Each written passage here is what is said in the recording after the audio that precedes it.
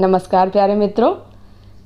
आज इतवार है और मैं सोच रही हूँ कि इतवार के दिन आप सभी के साथ अपनी एक रचना अवश्य साझा करने का प्रयास करूँ। तो आज मैं अपनी रचनाओं में से एक नई कहानी आपके लिए लाई हूँ जिसका शीर्षक है नाम गुम जाएगा। नाम गुम जाएगा कहानी में एक बड़ा ही सुंदर संदेश छिपा हुआ है। अंत तक कहानी के साथ अवश्य बने रहिएगा। तो आइए सुनते हैं कहानी नाम गुम जाएगा।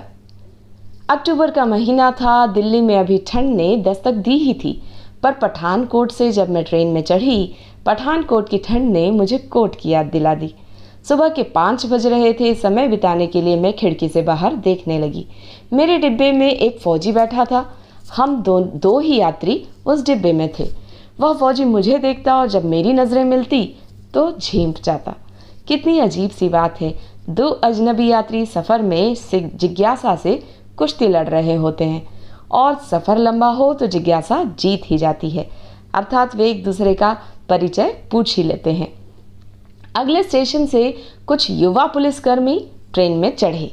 थोड़ी देर के बाद वे अपनी वर्दी में तैनात अपनी नींद और ड्यूटी के बीच तालमेल बनाने के प्रयास में बर्थ पर सुस्ताने लगे। तभी पहले से डिब्बे में बैठे फौजी ने उनसे पूछा, कहाँ ड्यूटी लगी है तुम्हारी? एक पुलिस वाले ने जवाब दिया, मारा क्या है भाई, मारी तो कभी भी कहीं भी ड्यूटी लगा दी जाती है। बस फिर क्या था, मुझे तो अपना पसंदीदा कार्य मिल गया। इन युवा यात्रियों के हाव भाव देखकर मनोविज्ञान की गंगा में मैं गोते लगाने लगी। डिब्बे में बैठे फौजी ने बड़े संतुष्ट भाव से कहा, हमारी तो जितनी कठिन ड्यूटी है उतना आराम भी है। अब मैं छुट्टियों पर घर जा रहा हूँ। इस बार मैंने भी चुप्पी तोड़ी और अपनी उपस्थिति दर्ज कराते हुए उनसे कोर्स, ट्रेनिंग आदि के विषय में जानकारी ली। फौजी ने मुझसे पूछा, मैडम आप कौन से कॉलेज में हैं और कौन सा कोर्स कर रही हैं? मैं पढ़ती नहीं, पढ़ाती हूँ और लगभग तुम्हारी उम्र के मेरे बच्चे भी हैं। फौजी दंग रह गया। हैं? मैं तो सोच रहा था आप केवल 25-30 की उम्र की होंगी। कहाँ की रहने वाली हैं? मैंने कहा, दिल्ली की। दिल्ली का नाम सुनते ही लगभग 18-19 की उम्र का एक पुलिसकर्मी मासूमियत और अपनेपन से बोल पड़ा। आपकी बोली सुनकर मैंने पहले ही अंदाज़ा लगा लिया था कि आप दिल्ली से हैं। मेरी मम्मी भी दिल्ली की हैं, आप ही की तरह बोलती हैं। आपके घर में और कौन कौन है? फौजी ने मुझसे पूछा।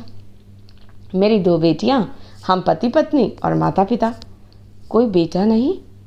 इस प्रश्न को फौजी के चेहरे पर चिंता और दुख के भावों ने गंभीरता दे दी। प्रश्न तो आसान सा था, कोई बेटा नहीं, किंतु इतनी गंभीरता से उसने पूछा। मैंने कहा, लड़का लड़की आज के समय में सब एक बराबर है।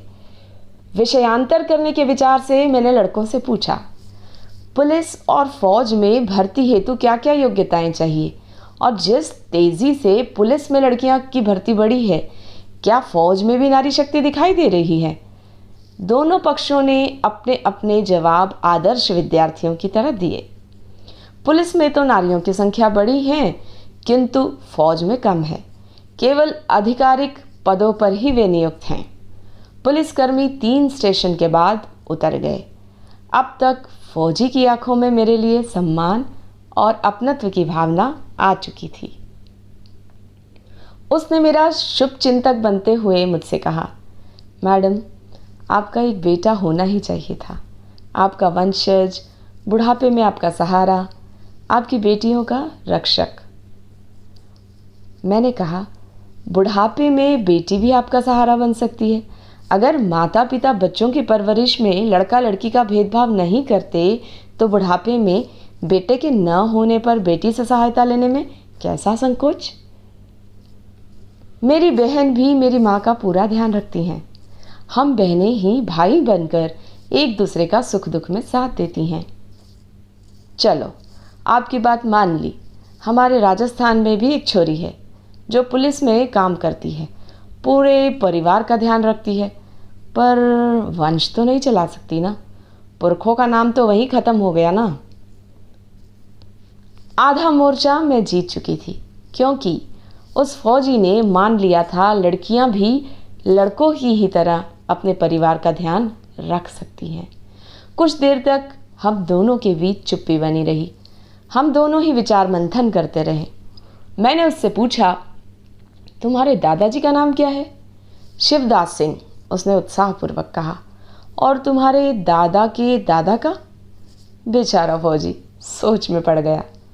मैंने कहा, नहीं बता पाए ना। तो मुझे बताओ, होगा कोई ऐसा जो अपनी पुश्तों का नाम गिना सके?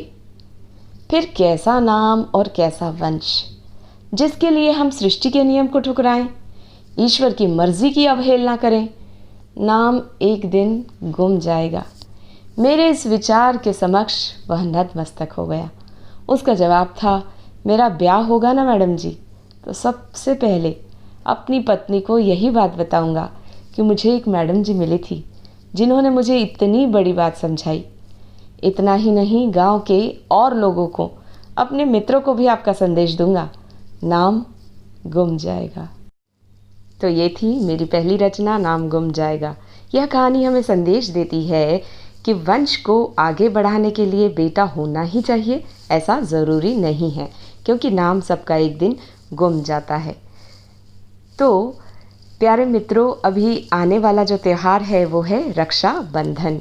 रक्षाबंधन भाई बहन के पवित्र प्रेम का त्यौहार है, जिसमें भाई को राखी बांधती है बहन, रक्षा सूत्र, रक्षा की निशानी कि वो मेरी रक्षा करेगा। पहले जो है संयुक्त परिवार होते थे। जब दो बहनें हैं किसी घर में या कहीं पर दो भाई हैं, तो चचेरे ममेरे भाई बहनों को वे राखी बांधकर जो है अपना त्यौहार मना लेते थे।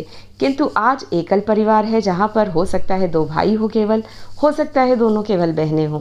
तो ऐसी स्थिति में इस त्यौहार को हमें थोड़ा सा बदलने की ज़रूरत है। तो इस त्यौहार में हम एक काम कर सकते हैं कि बड़ा जो भी है, चाहे वो भाई हो चाहे वो बहन हो, उसी को छोटे राखी बांधेंगे। यहाँ पर मैं एक उदाहरण जोड़ना चाहूँगी, जहाँ दो बहनें हों और बड़ी 10 वर्ष बड़ी हो छोटी से, और तो छोटी का पूरा वो ध्यान रखती है। माता पिता जब घर पर नहीं है, उसे रोटी भी खिलाती है, कहीं से चोट ना लग जाए, गिर ना जाए, इसका भी ध्यान रखती है। तो क्यों ना बड़ी बहन को छोटी बहन राखी बांधे। छोटा सा परिवर्तन समाज में लाने की ज़रूरत है। रीति रिवाज यदि समय के अनुसार चलते रहें, उनमें समय के अनुरूप परिवर्तन आते रहें, तो समाज तरक्की करता है, विकास करता है। तो उम्मीद करती हूँ आपको ये मेरा संदेश अच्छा लगा होगा। अगली कहानी में फिर मिलेंगे, तब तक के लिए गुड बाय, नमस्कार।